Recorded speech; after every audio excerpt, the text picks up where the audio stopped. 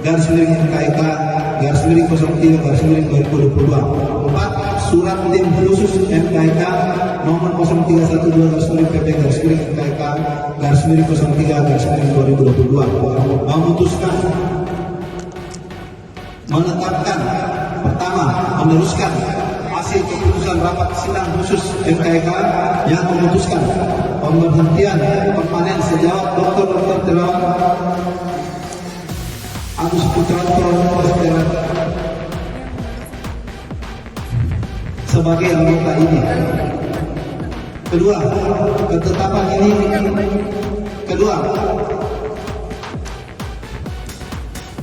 pemberhentian dilaksanakan oleh PBB selama tamatnya 28 hari kerja. Ketiga, ketetapan ini berlaku sejak tanggal ditetapkan.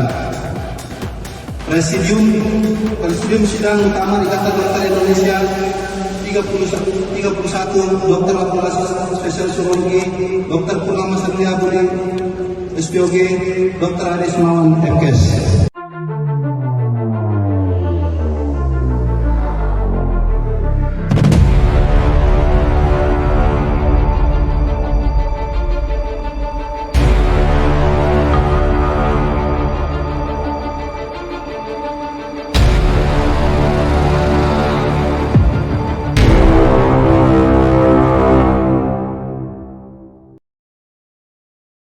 Saya ini di DSA sudah 2 kali, Pak. Karena apa di DSA? Pertama, kebetulan saya check up saja. Check up saja. Dan melihat gambaran pembuluh darah di otak. Terus ada perbedaan antara kiri dan kanan. ID tidak perlu dibubarkan, tetapi dipreteli. Ditulis oleh Panjat H. Negara ini sedang diuji, apakah masih punya wibawa atau tidak. Ini soal Dr. Terawan yang juga anggota militer dengan pangkat terakhir Letnan Jenderal. Beliau bukan sekedar dokter yang dapat menyembuhkan penyakit pasien. Lebih dari itu, dia peneliti juga penemu. Sejak beberapa waktu lalu, dia membuat gempar dunia kedokteran dengan pengobatan penyakit stroke yang dia temukan sendiri metodenya. Banyak orang yang berhasil dipulihkan dengan metodenya tersebut. Tidak tanggung-tanggung, sebagian besar di antara mereka orang penting dengan jabatan tinggi, bahkan konglomerat pun banyak. Orang-orang ini mantan pasien Dr. Terawan sudah bersaksi tentang mukjizat yang mereka dapat berkat sentuhan tangan Terawan. Maka sangat tidak berlebihan ketika pada periode keduanya Presiden Jokowi menjadikan dia Menteri Kesehatan. Namun bersamaan dengan itu datang perlawanan atau penolakan yang cukup sengit dari IDI atau Ikatan Dokter Indonesia. Suara penolakan ini sebenarnya sudah terdengar kencang saat isu bahwa Terawan akan jadi Menkes. Mereka pun mengingatkan Jokowi bahwa Terawan sedang terkena sanksi organisasi karena berbagai pelanggaran kode etik. Namun Jokowi bergeming. Nama Terawan tetap dimasukkan sebagai pembantunya dalam mengurusi aspek kesehatan di Republik ini. Terawan sendiri tampak begitu enjoy dan percaya diri menerima penugasan itu, tanpa merasa pusing dengan sikap IDI. Terawan sudah pasti memperhitungkan apa kendala yang akan dihadapi tanpa restu dari IDI. Dan mungkin bagi dia, kerikil yang akan ditebar IDI akan dapat dia atasi. Jadilah dia Menteri Kesehatan di tengah pro dan kontra. IDI sendiri tetap memperlihatkan sikap yang tidak kondusif terhadap Terawan. Malang bagi Terawan, sepertinya dia menjadi Menkes pada waktu yang tidak tepat. Wabah pandemi COVID-19 melanda Indonesia dan dunia. Dampaknya mungkin tidak pernah dibayangkan bakal separah dan seserius ini. Dalam waktu yang tidak lama, Indonesia menjadi salah satu negara yang paling sibuk dan kewalahan. Terawan sebagai panglima dalam perang melawan COVID-19 ini dinilai banyak pihak sebagai kurang gesit. Statement-statementnya soal COVID dan penggunaan masker misalnya dianggap kurang tepat. Akhirnya dirinya pun direshuffle dari jabatan bergengsi yang praktis baru 1 tahun dia jalani. IDI mungkin bersorak-sorai dengan pemecatan ini. Sementara bagi banyak pihak, ini suatu langkah atau keputusan yang tepat dari Presiden Jokowi. Sebab memang sulit membayangkan apabila seorang Menteri Kesehatan tidak bisa bekerja sama dengan ID pada saat pandemi pula. Namun Terawan tidak patah arang. Dia tidak menjadi kadrun setelah diberhentikan dengan cara yang cukup menyakitkan. Beda dengan Rizal Ramli yang langsung berubah menjadi monster bagi pemerintahan Jokowi begitu dia didepak dari jabatan Menko Kemaritiman. Sikap yang sama diperlihatkan oleh Said Didu dan Refli Harun. Padahal si Harun ini hanya menjabat komut di PT Pelindo yang kesannya tidak relevan dengan keilmuannya sebagai ilmu hukum tata negara. Keduanya langsung menjadi kadrun yang kerjanya nyinyirin pemerintah.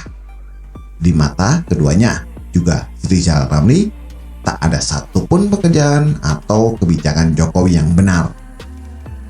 Tetapi Terawan malah melakukan suatu pekerjaan yang semestinya memang dilakukan oleh sekelas Menteri Kesehatan, yaitu menemukan vaksin untuk melawan COVID-19.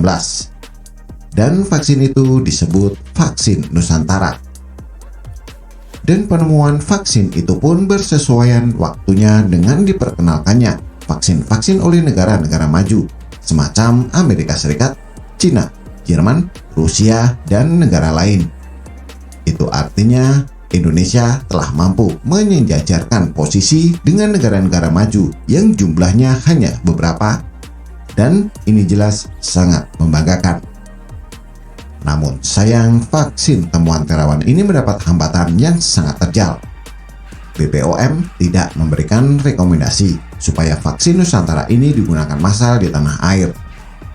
Alasan yang dikemukakan BPOM, vaksin Nusantara tidak melewati proses uji coba sebagaimana mestinya.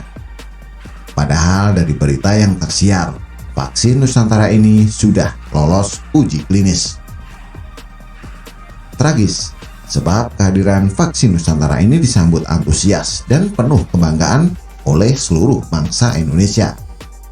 Hal ini tampak dari respon netizen yang berkomentar positif soal vaksin yang mereka banggakan dan syukuri sebagai vaksin hasil karya anak bangsa sendiri. Banyak netizen yang bersikap kekeh menolak vaksinasi, namun menyatakan bersedia jika vaksin yang digunakan itu adalah vaksin Nusantara. Respon publik seperti ini juga dikemukakan di DPR. Komisi yang membidangi kesehatan dengan tegas menyatakan dukungannya.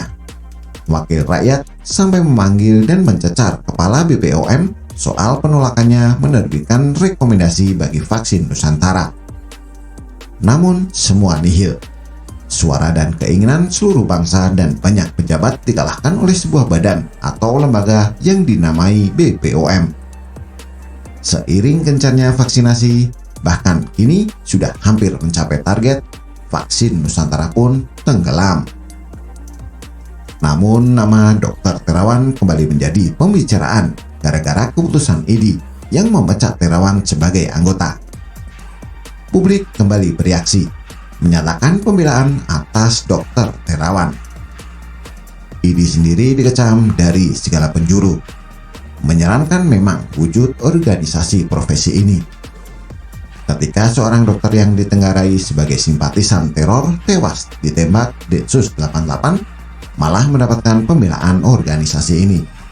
Sementara Terawan yang jelas sangat bermanfaat bagi kemanusiaan dan dunia kedokteran itu sendiri justru dipecat atau tidak diperbolehkan lagi untuk berpraktek. Atas ulah yang sangat tidak masuk akal ini, banyak suara agar ID dibubarkan saja. Usul yang relevan sebenarnya, tetapi siapa yang berwenang membubarkan? Mengingat ID hanyalah organisasi profesi. Idealnya mereka sendiri yang membubarkan diri, tetapi apa mungkin?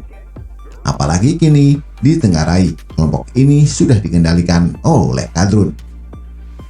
Mengerikan apabila hal yang menyangkut kesehatan masyarakat. Dalam hal ini, penentuan boleh tidaknya seorang dokter berpraktek sudah dikendalikan kadrun. Maka tidak ada jalan lain. Pemerintah dalam hal ini, Kementerian Kesehatan harus mengambil alih wewenang ini. Biarkan ID berjalan sendiri. Namun soal boleh tidaknya seorang dokter berpraktek, itu mutlak jadi kewenangan pemerintah lewat Kemenkes. Bagaimana menurut Anda? Silahkan tulis komentar di bawah.